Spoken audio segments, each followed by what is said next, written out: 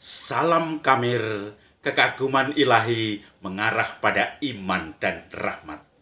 Saudara-saudari yang terkasih, saya pernah nyambi jadi tukang batu. Nyambi untuk tentu saja bukan tukangnya tetapi asistennya. Dan ini menjadi pekerja. Bagaimana centong ini menjadi senjata utama atau cangkul atau pena untuk tukang batu atau ladennya. Maka saudara-saudari yang terkasih, setiap hari kreng-krong, kreng-krong, kreng-krong, kreng, cep, zet, memasang bata merah.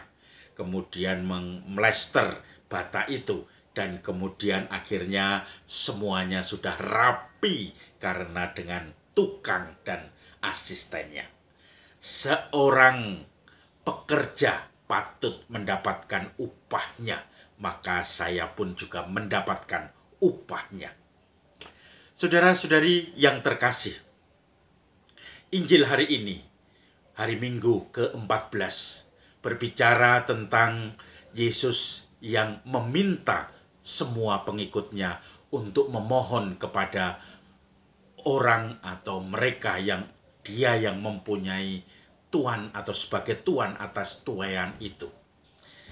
Aku mengutus kamu, Yesus mengutus 70 muridnya untuk mewartakan kabar kegembiraan, untuk mempersiapkan jalan secara rohani, jalan di mana saya akan mengunjunginya, kota-kota di mana saya akan mengunjunginya.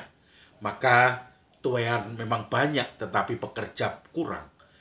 Mintalah kepada Tuhan yang empunya tuayan itu untuk mengirim pekerja-pekerjanya atas tuayan itu. Ingat, Yesus mengatakan kepada 70 murid itu yang diutus untuk mendahulunya ke kota-kota yang akan dikunjunginya. Aku mengutus kamu seperti anak domba di tengah-tengah serigala. Maka kamu harus tidak usah membawa bekal, tidak usah membawa tongkat. Jangan memberikan salam dalam perjalanan, tetapi andalkanlah Tuhan yang mengutus engkau. Kalau kamu tinggal di suatu rumah, sampaikan dahulu salam damai untuk kamu. Kalau di rumah itu ada yang layak menerima damaimu, maka damaimu akan tinggal dalam dirinya. Kalau tidak, damai itu akan kembali kepadamu. Tinggallah, makan minumlah di tempat itu, karena seorang pekerja layak mendapatkan upahnya. Jangan meninggalkan rumah itu sampai kamu meninggalkannya. Kalau kamu tinggal diterima di suatu kota, makan minumlah di kota itu. Dan jangan berpindah-pindah sampai waktunya kamu meninggalkan tempat itu. Saudara-saudari yang terkasih, Yesus mengutus 70 muridnya mendahului dia sebagai semacam introduksi rohani bahwa Tuhan akan mengunjungi kota-kota yang mereka kunjungi. Dan disitulah mereka akan menerima atau sudah siap dengan pewartaan Yesus ketika nanti Yesus berkunjung ke kota-kota mereka.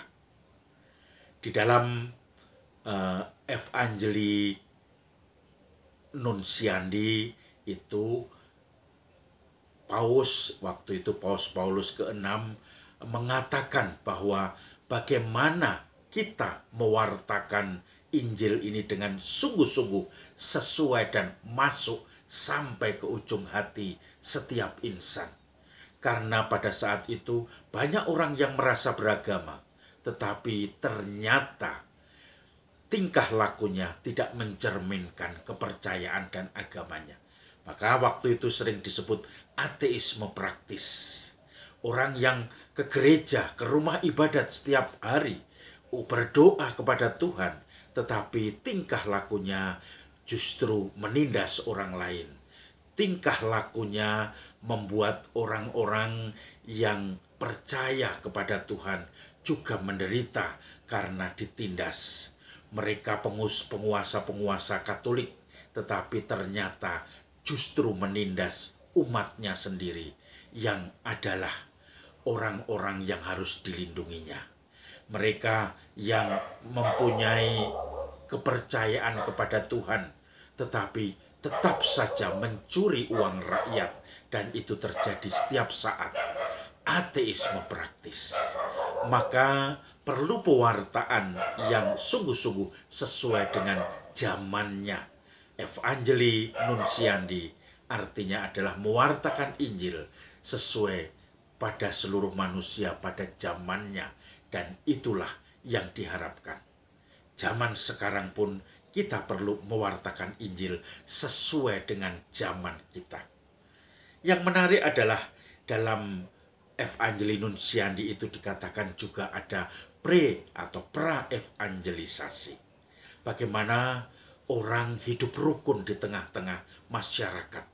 Bagaimana orang hidup memberikan pertolongan, bantuan, mendengarkan mereka yang curhat tanpa embel-embel agama.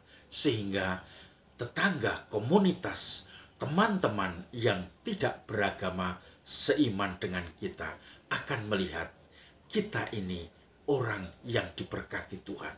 Orang yang sungguh-sungguh mementingkan perintah Tuhan. Walaupun kita tidak langsung mewartakan tentang Injil itu sendiri. Tetapi hidup kita sungguh menjadi pewartaan, menjadi saksi itu sendiri. Bahwa kita memang layak disebut anak-anak Allah. Maka saudara-saudari yang terkasih, kalau Anda semua ingin melakukan pra-evangelisasi, maka silahkan Anda sungguh-sungguh memperhatikan martabat manusia.